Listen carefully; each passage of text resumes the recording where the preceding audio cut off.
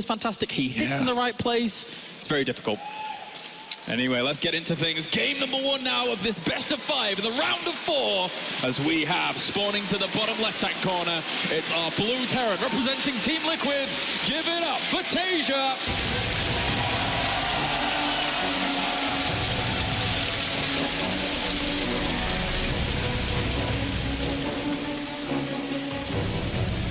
And up to the top right-hand corner, our red Zerg, the last remaining Zerg in this tournament for quite a while now, representing StarTail. Give it up for life.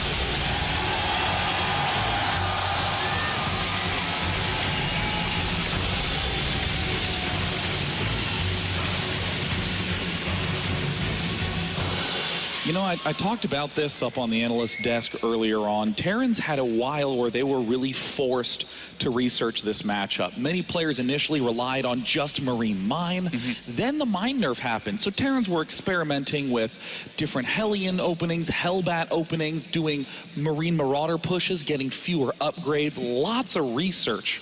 Whereas Zergs were largely doing the same Ling, Baneling, Mutalisk and beginning to win again and again and again. Only very recently has Zerg had that pressure to discover and find new ways to play. You just can't rely on the Zerg of old and expect to guarantee an over 50% win rate. So I'm looking forward to life. He was the first champion of Heart of the Swarm with his very clever heavy Zergling, heavy larva style. And I'm really hoping we see a modernized version of that in this matchup. And Nimbus would be a good map for it. It's very, very open in the middle. A lot of opportunity for him to make a ton of Zerglings, as he is well known for. But look at this TaeJa opening up with a command center first on this map. It is cross-spawn, so he's going to be largely undeterred from this kind of position that he finds himself in. And overall, it's a great way to start this best of 5, I feel.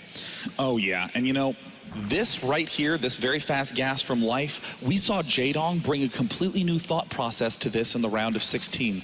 99% of players just say, well, getting Zergling speed, I can track down Hellions and Reapers, done.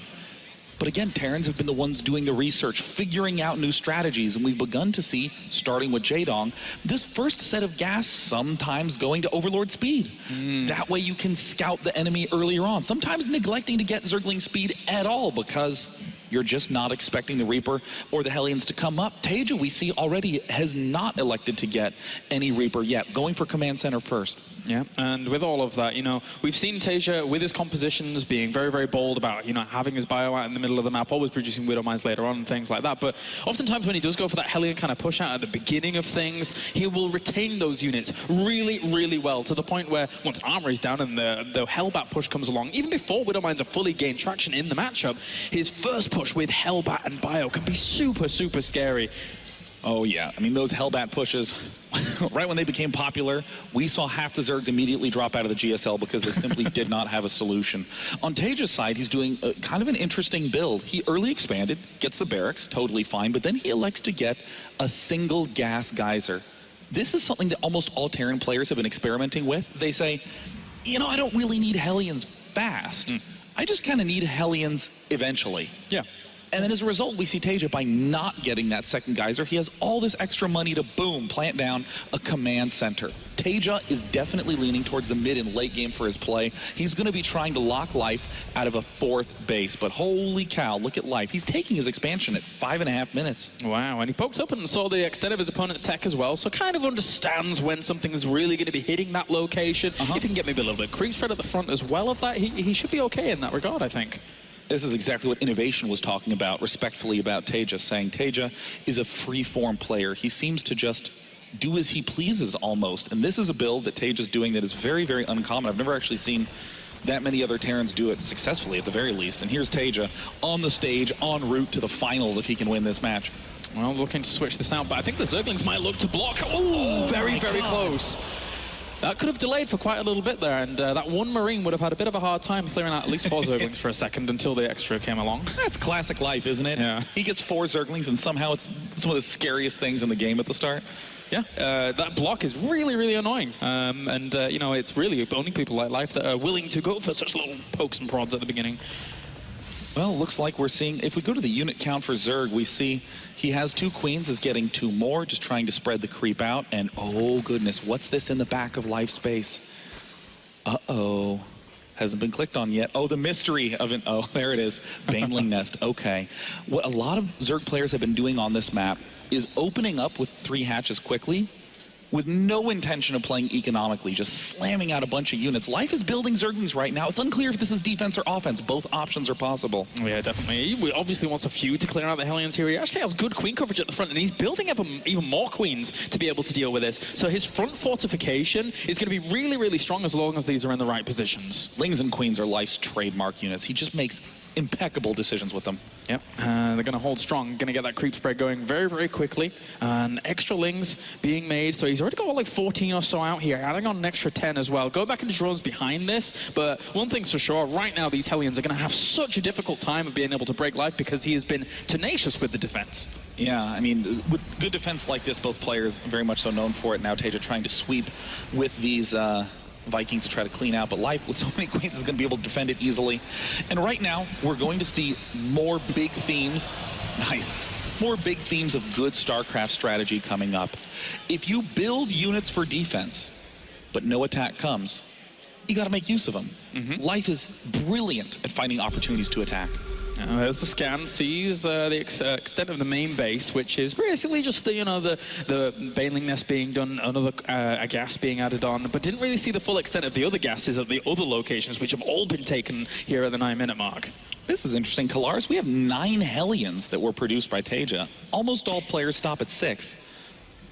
When is he adding on the armory is my big question, because Absolutely. once the 1-1 finishes and if he lines it up, this becomes what we were talking about before. That first Hellbat push with that bio as well can be super scary at that third base, and because he has the queens out, because he has so much creep spread moving through the middle, that's really going to help out in that push later on. This is such a weird thing that TaeJa's done with his economy. It's very subtle, but it's powerful. He didn't get the gas geyser early. In fact, he stayed off gas for quite some time. This let him get an earlier third. This is letting him get earlier 5 total barracks, letting him get so many extra Hellions. So, I mean, while Life is trying his best to surround, on the back of this, TaeJa has this enormous potential army starting to power up. Losing 30 Zerglings there for 4 Hellions. In the end, it does take away a little bit of the power in the push that will come along if it was that kind of Hellbat push forwards, but it looks like losing a few of those Hellions might opt to go for a bit of a drop on the right-hand side. He already cleared out a good chunk of it with the Viking. If he moves up a little further to clear even more out, that could be a fantastic move for TaeJa. Already seeing the macro hatch get added on for Life, but this is the point of focus for now. We're starting to see these Hellions move for the left side while the medevacs move up to the top. This is a distraction tactic. Is the drop going to be able to get in time? We see the Spore Crawlers just barely finish. I don't think there's actually that many units out for him to really get to here. He's got a few Lings on the way now, a few more Banelings on the way as well, but if this army positioned itself right, he could clear up a lot of the Zerglings before the Banelings even get there. He kills a lot of them already. He needs to pick up and get out though. God, classic TaeJa. Unwilling to ever faint, walk away. He's staying, he's accepting the Baneling hits. The Marauder is perfectly positioned to maximize its damage, and now we see Life losing the Queen in the back, has lost over twice what TaeJa has. At least his creep spread at the front is holding him strong just a little bit. There's a few Hellbats in this, but again, imagine how strong this would be if it had those extra 4 Hellions with it. So at least he took a little bit of the wind out of that sails, but this is still a really strong army. Even the Widowmine's complementing against this, and Baneling Speed's just about to finish up at the right time as he pushes in. Wow! But he loses so many Zerglings to that. Mine hit goes off, annihilates the front line of Zerglings. Combat Shield has just finished. 2-2 nowhere near done, but TaeJa's already on the verge of winning at the 13-minute mark. Life hasn't missed a beat with his macro, but does it even matter? TaeJa storms through the third. The Hellbats at the front roast the Queen. Drones on the run. Banelings getting canceled at the ramp. It's such a scary push. How are you like, again, he killed off 4 Hellions with that. There's still 4 Hellbats alive anyway. There would have been so much firepower alive during all of this. And TaeJa, with 40 supply up, almost 50 supply. No. All the drones go down as well. Trying to march drones into mines didn't pan out well. TaeJa smiling, beaming even. His first win in game 1 looked easy.